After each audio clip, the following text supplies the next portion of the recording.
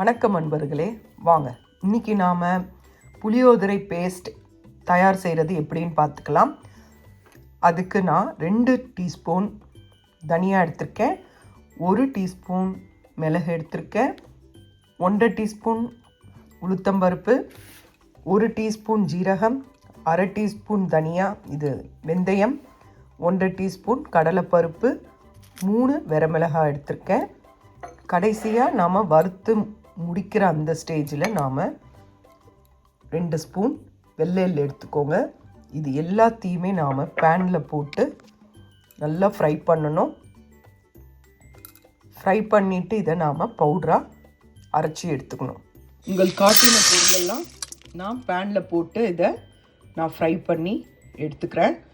Fry பண்ணி முடித்த பிறகு உங்களுக்கு காட்டுறேன். பாருங்கள், ஃப்ரை ஆகிடுச்சு. இந்த ஸ்டேஜில் நான் வெள்ளை எள்ளை சேர்த்துக்கிறேன். சேர்த்து ஒரு 2 நிமிஷம் இதை நல்லா வதக்கிட்டு நாம் இதை ஆறின பிறகு பொடியாக அரைச்சிக்கலாம். ஒரு பெரிய சைஸு புளியை நான் கரைச்சி அதை வடிகட்டி நல்லா பேஸ்ட் மாதிரி ஆக்கி இதை நல்லா திக்கு பேஸ்ட்டாக ரெடி பண்ணி வச்சுட்டேன். ஏன்னா இதில் அது திக்காகிறதுக்கு லேட்டாகும். அந்த குறிப்பிட்ட டைமை சேவ் பண்ணுறதுக்காக ஆல்ரெடி நான் இதை நல்லா கரைச்சி நல்லா திக்கு பேஸ்ட்டாக வச்சாச்சு. இதில் மஞ்சப்பொடி கலந்துருக்கேன். இப்போ வாங்க பார்க்கலாம். இது சேர்க்க மறந்துட்டேங்க, அந்த பொருளோட கடுகையும் சேர்த்துங்க. இதையும் கொஞ்சம் பொரியிற அளவுக்கு வறுத்துட்டு நம்ம அந்த பொரியில் இதை கலந்துட்டு எல்லாத்தையும் சேர்த்து பவுடர் ஆக்கிடலாம். ஒரு பேனில் நல்லெண்ணெய் எடுத்துக்கோங்க. ஒரு நல்ல குழிக்கரண்டி ஃபுல்லாக எடுத்துக்கோங்க. எண்ணெய் இருந்தால் தான் நல்லாயிருக்கும். அதில் கடுகு போட்டுக்கோங்க. அதுக்கப்புறம் கடுகு பொரிஞ்சதும் கடலைப்பருப்பு, உளுத்தம்பருப்பு உங்கள் தேவைக்கேற்ப போட்டுக்கோங்க. போட்டு இதை நல்லா ஃப்ரை பண்ணுங்கள்.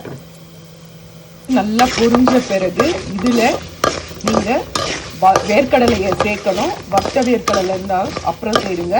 பச்சை வேர்க்கடலை இருந்தால் இந்த கடலைப்பருப்போடையே அதையும் சேர்த்து நல்லா ஃப்ரை பண்ணி எடுத்துக்கோங்க. நான் வறுத்த வேர்க்கடலை தான் போட போகிறேன். ஏற்கனவே சட்னிக்காக நான் அதெல்லாம் வறுத்து வச்சுருக்கேன். அதனால் அது எடுத்து இதில் நான் சேர்த்துப்பேன். இது நல்லா வறுப்படட்டும்.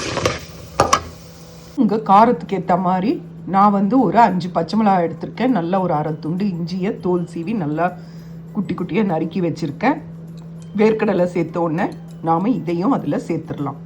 பாருங்கள், வேர்க்கடலை சேர்த்தாச்சு. பச்சை மிளகாய், இஞ்சி, காஞ்ச மிளகாய், இது பெருங்காயம் எல்லாம் சேர்த்தாச்சு. இதை நல்லா வதக்கி விடுங்க. அதுக்கப்புறம் இதில் கொஞ்சம் மஞ்சள் பொடி, உப்பு சேர்த்துக்கோங்க. இது நல்லா வதங்கினோன்னு நாம்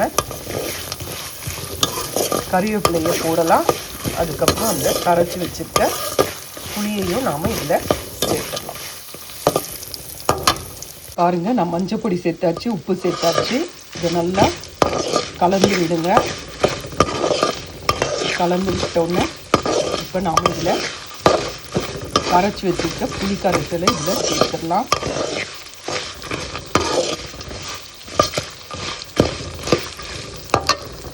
இந்த புளி கரைசலை சேர்த்தாச்சு.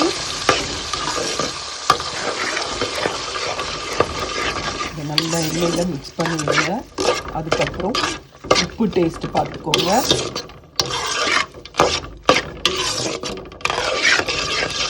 நல்லா கலந்து பாருங்கள், வறுத்து வச்ச பொருளை நம்ம பவுடராக அரைச்சிட்டோம்.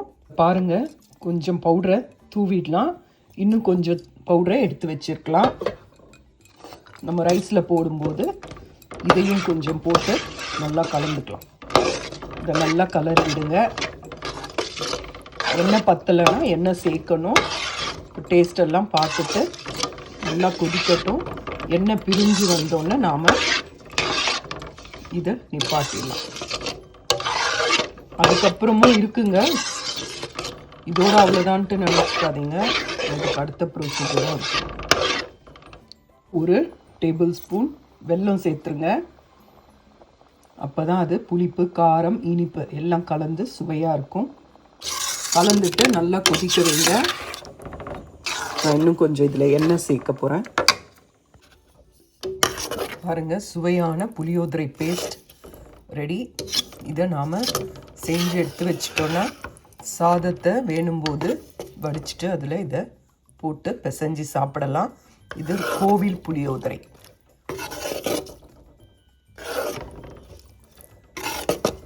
கோவில் புளியோதரை ரெடி. இது ரொம்ப நல்லா இருக்கும். ஆந்திரா ஸ்டைலில் கோவில் புளியோதரை ரெடி. இது செஞ்சு பாருங்கள். பிடிச்சிருந்தால் லைக் பண்ணுங்கள்.